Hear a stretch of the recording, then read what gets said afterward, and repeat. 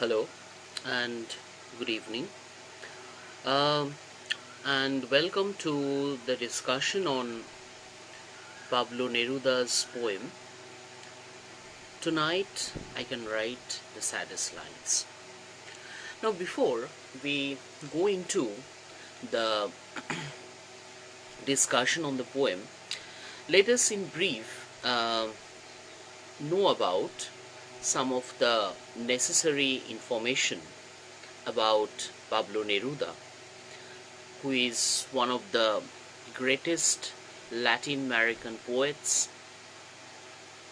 and also one of the greatest poets in world literature, who has composed several notable love poems. Now, Pablo Neruda, he was born as Ricardo Eliezer Netfali Reis Bozoalto. That's in 12th July 1904, and he died in 23rd September 1973. The world, in spite of his own name, the world knows her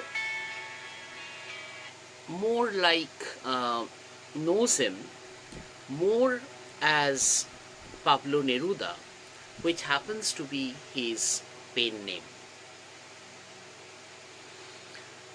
Now, Neruda, who became known as a poet when he was 13 years old, and one of his best collections, 20 love poems and a song of despair, published in 1924, that actually brought him into limelight and established him as one of the finest love poets in Latin America. Now, what was really important to note that Pablo Neruda, his love poems, they represent his personal memories along with his own emotional responses to the innumerable love affairs that he had. And such is a very exciting, diverse life we come across in his autobiographical writing memoirs. So, and so, on the one hand, he was remarkable in his expression of his personal emotion through an aesthetic lens, and often he was accused of explicit sexual depiction or the explicit depiction of sexuality, his personal experiences, which often seem to be obscene.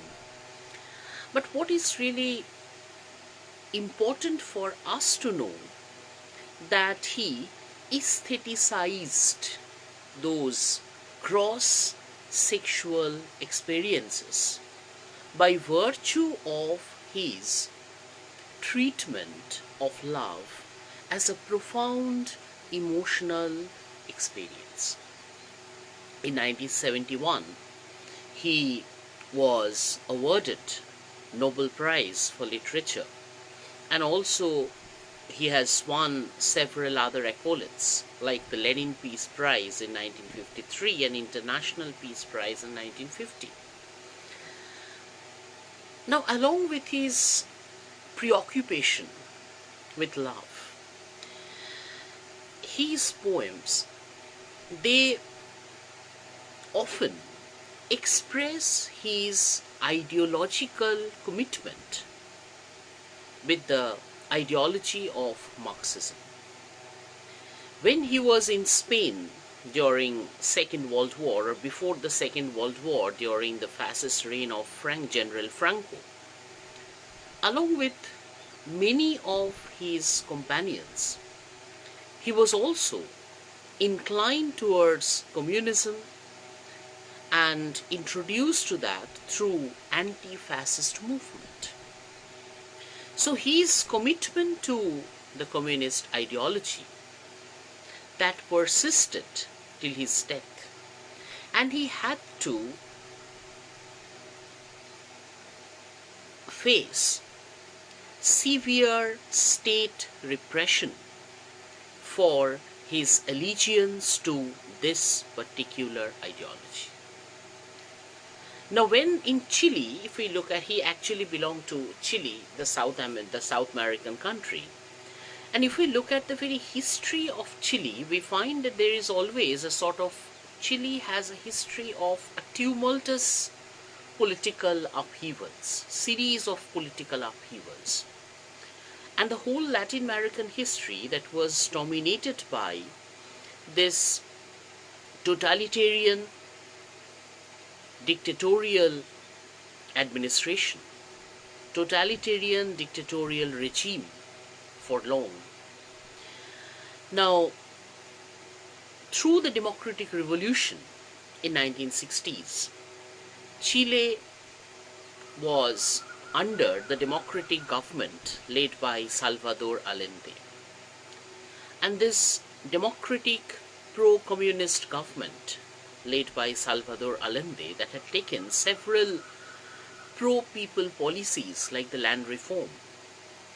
So Neruda was an enthusiastic supporter as well as a companion of Allende, and he actually participated in Allende's mission of nation building.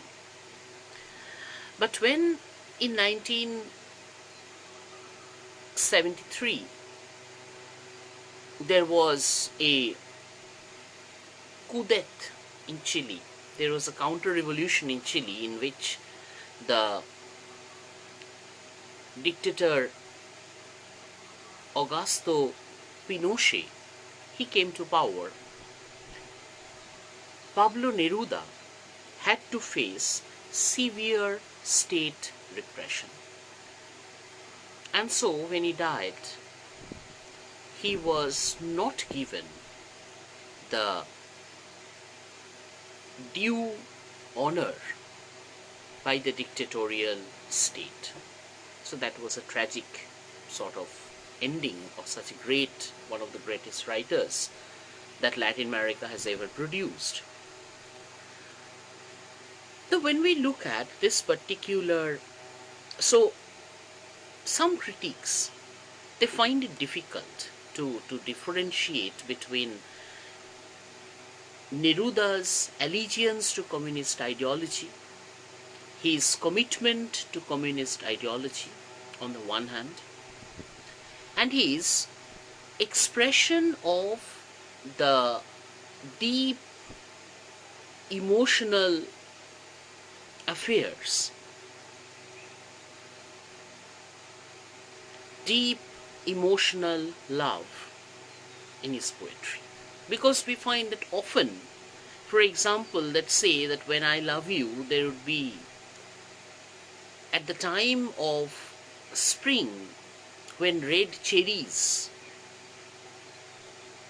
they would be flourishing. So this love, the fulfillment of love, becomes synonymous with the color red. That also represents the victory of communism.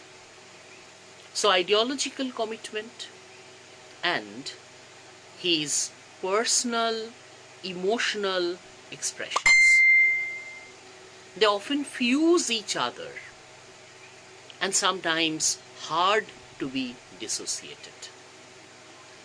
But when we look at this particular poem, Tonight I can write the saddest lines. Now, as if you ask me, this is perhaps one of the best love poems that I have ever read.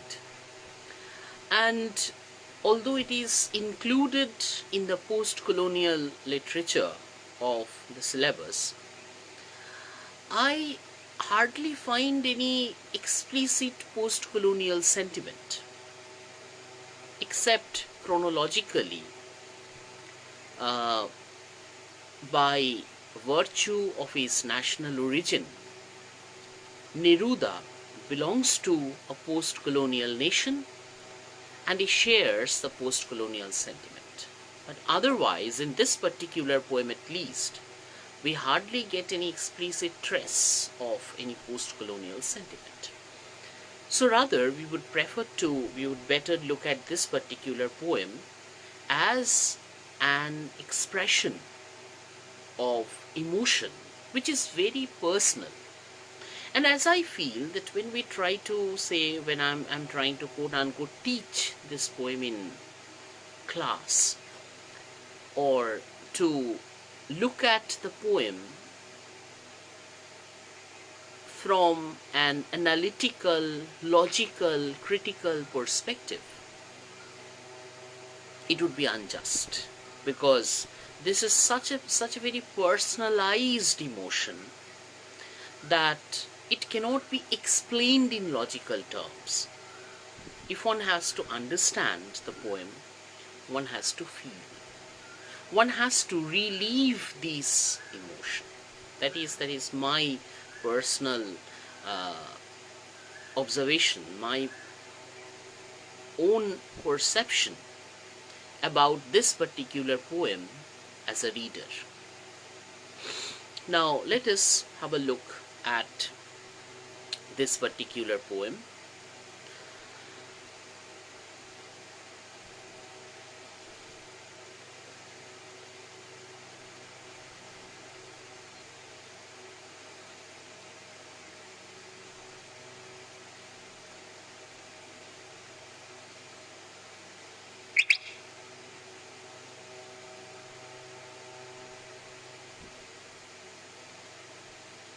This was published in 1924, just as Pablo Neruda entered his 20s. So, this is something like this particular poem. On the one hand, it renders the very juvenile emotions that when we talk about love, there are several stages that most of us have already undergone, or perhaps will undergo. Different relationships, or might be a single relationship of love. There might be different relationships at different times. Sort of primary feeling, emotional feeling towards someone, which is often inexplicable. Say, now it is very popular to call it as quote unquote crush. Someone is having a crush on someone. But this crush is something which is nothing but an infatuation. A sort of sudden emotional surge, sudden emotional changes that one feels within oneself at an early age. So such sort of crush or sort of infatuation, or what we know as the calf love, or this very juvenile attachment, juvenile love, that is something we experience at an early age. Say for example, when we are in our adolescence, in our early teens, we experience such kind of love. So what happens that we often feel an emotional identification. But most of the time, sadly, such relationships do not persist for long because this sudden emotional surge which we feel within ourselves, that also suddenly disappears with time. Therefore, such relationships do not persist for a long time. Now, when this particular relationship comes to an end, what we call as quote unquote breakup, what really happens? Or, in other words, at the end of any relationship, which might be long lasting, which might have persisted for long, or something which did not persist for long, but it was very intense, profound, or something which is very deep, close in terms of attachment. So that when such close, intense, deep, profound, short lived relationship comes to an end, it often pains us more. Because if the relationship is short lived, it may not have reached the stage of sad satiety, the saturation that Shelley talked about in his To a Skylark. Thou lovest but never know love's sad satiety. So, in such cases, the severity of this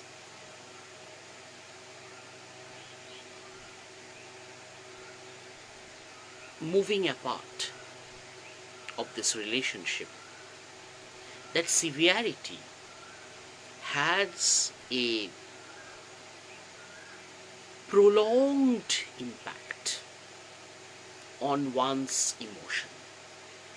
And the poet is trying to look at that impact. So let us have a reading of this poem. Tonight I can write the saddest lines. Write, for example, the night is shattered and the blue stars shiver in the distance. Something like when this love comes to an end, the state of mind that corresponds to darkness, which often reminds us of this famous Tagore song. And if you allow me, I'll just sing one or two lines just to relate with this particular expression. The night is shattered and the blue stars shiver in the distance. সব যে হয়ে গেল কালো, নিভে গেল দ্বীপের আলো, আকাশ পানে হাত বাড়ালেন কাহারো তরে. So the same, this sky becomes darkened and all the lights were suddenly as if switched off and the whole sky was enlightened by darkness. So similarly, the night is shattered and the blue stars shiver in the distance. The night wind revolves in the sky and sings. Tonight I can write the saddest lines. I loved her, and sometimes she loved me too. So this concept that I loved her. The poet is certain, confident. Confident about his own feeling, his own emotional response to that particular relationship. But in case of the beloved, he is not sure, or little we can say he's a little bit confused. Sometimes she loved me too. So sometimes it appears that she loved the poet, and sometimes it appears that she does not. Through nights like this one, I held her in my arms. I kissed her again and again under the endless sky. So there is a very candid expression. The candid expressions of union, physical, psychological, emotional. And this nights, they create such a state when the body transcends its boundary, or the love transcends the boundaries of the body to reach the soul.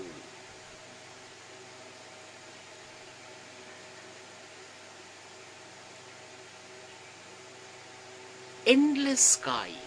I'll just ask you to mark this particular expression, endless. We'll come to that later on.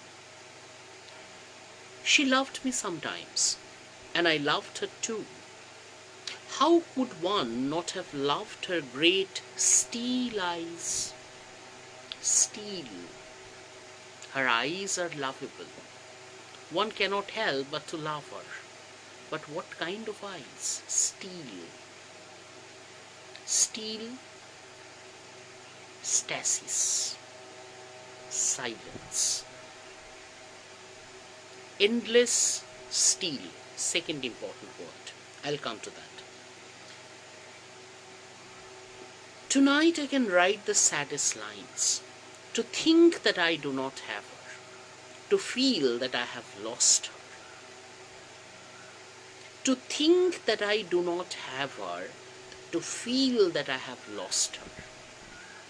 When an intense relationship comes to an end, the nights alone, the silent, isolated, lonely nights, gives one the scope to contemplate, the scope to feel that you are no longer in that relationship. You are alone. You are completely alone in such still, endless nights. To hear the immense night, still more immense without her, and the verse falls to the soul like dews to the pasture.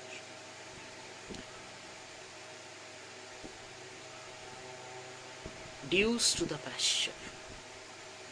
So again, this immense night, still more immense without her.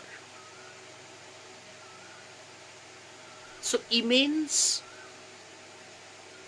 endless, still, three words. What does it matter that my love could not keep her? The night is shattered and she is not with me. This is all. In the distance, someone is singing. In the distance. So it's like the poet is listening and contemplating. He is speaking to himself. Like we say, in the distance, someone is singing. In the distance. Yes. It should be read like this.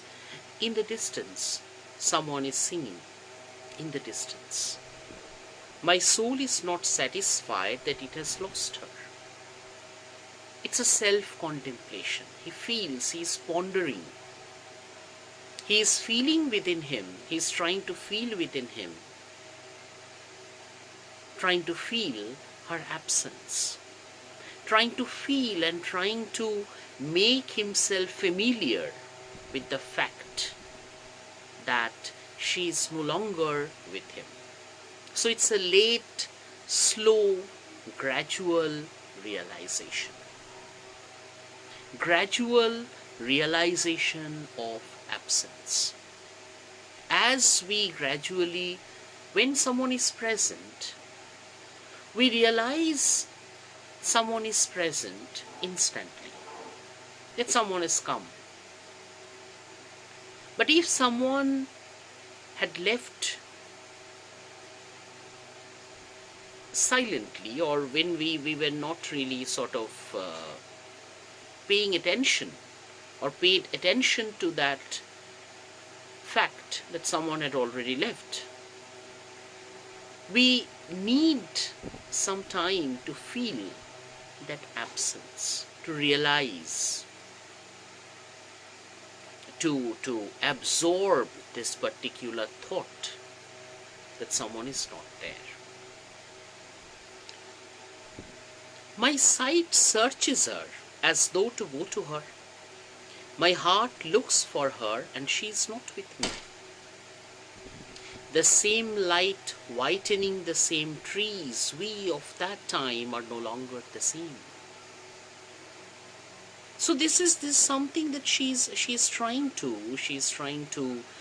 find her out. He's looking for her. He's trying to find her out. He's looking for her. But somehow she realized things are otherwise same. The only difference is that she's no longer there. There is a story that that was told by Albert Einstein to, or rather example given by Albert Einstein to explain his theory of relativity. He said that when you wait for your girlfriend to come, 5 minutes seem to be like 5 hours when you are waiting for. And when you are with your girlfriend, then 1 hour might appear as 5 minutes. So this very relativity of time. So when she's absent, you need to feel, and that's something really painful, slow realization that she is no longer with you. Another's, she will be another's like my kisses before. Her voice, her bright body, her infinite eyes. So she will be another's, like my kisses before. Something like she might be engaged into another sort of relationship.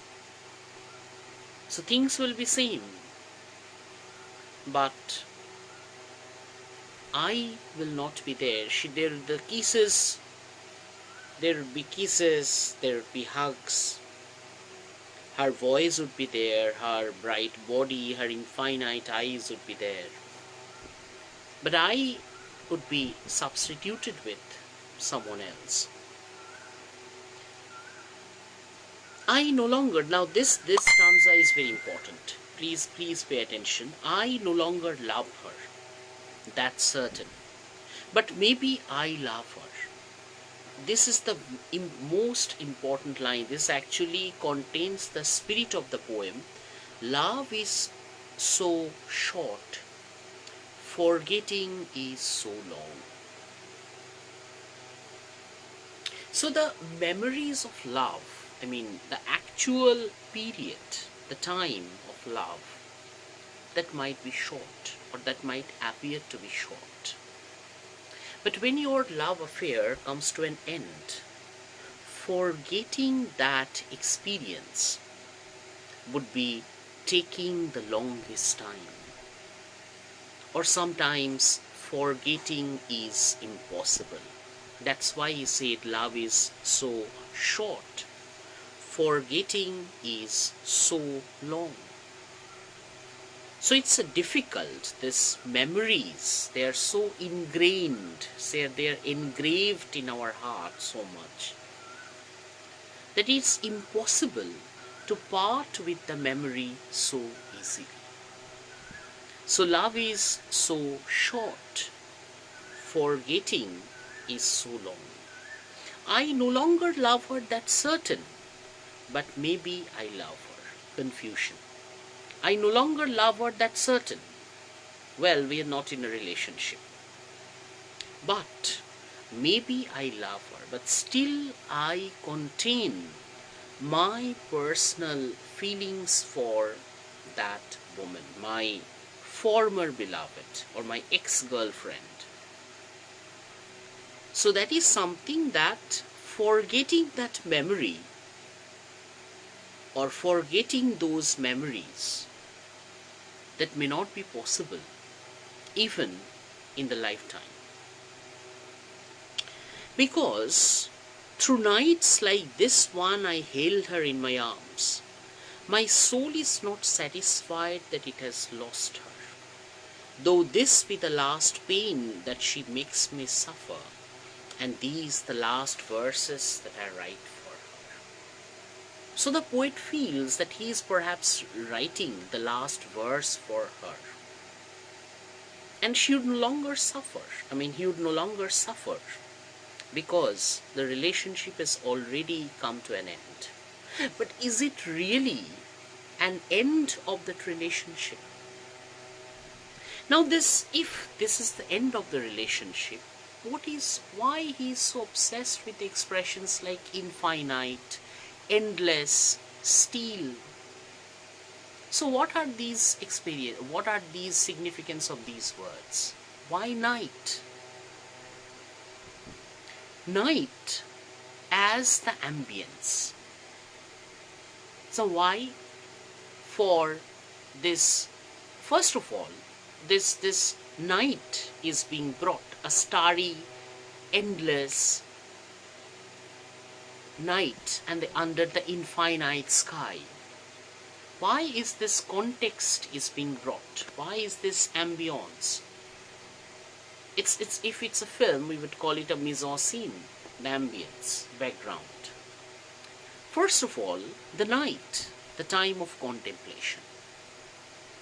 In the lonely, isolated nights, when we sit alone, quote unquote alone, we contemplate, as if we actually sit face to face with each other.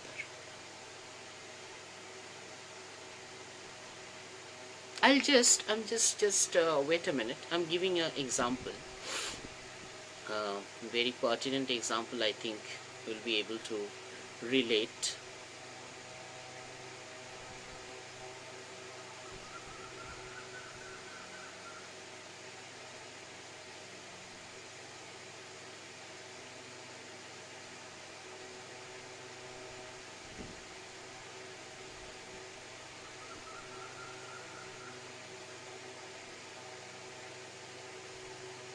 Now this is again a very famous line from জীবনানন্দ's Banalata Sen. সব পাখি ঘরে আসে, সব নদী ফুরায় জীবনের সব লেনদেন, থাকে শুধু অন্ধকার মুখোমুখি বসিবার বনলতা সেন। এই যে মুখোমুখি বসিবার, sitting face to face at night, থাকে শুধু অন্ধকার। So in this darkness, it is actually the time to sit face to face with oneself, to contemplate. And also this if we consider this breakup as a sort of biroti, break, biram, then this whole period of affair is like your day. If we consider the whole cycle, the relationship as a single day, then this whole period of togetherness, that is your day, full of activities, dynamic. And this night, that is actually the end of activity. Sitting alone, contemplation, biroti, end of life, end of activity. That part is dynamic, this part is static. And also, this night is also important because night is the time for the unconscious. Night represents the unconscious. Again, Jibanananda, I'm quoting this. Nagori Ratri ke jano mone hoy Libiyar jongoler moto. Ei je Nagori Ratri, the night of the city. This night is the unconscious. So when you actually, after the breakup of a relationship, when you actually at night, you sit before your own self, you look at your past, you contemplate, you introspect your previous actions. You actually delve deep into your unconscious so that you could retrospect your past action and introspect yourself in context of your actions. So what is really important in this relationship, that we can understand this relationship is short-lived. But what matters in this case is the intensity of love. The intensity, the profundity of commitment, and the seriousness, the devotion in that relationship. The soul refuses to accept that they are no longer together because it's a devotion, sort of emotional identification. So something like this at an early age.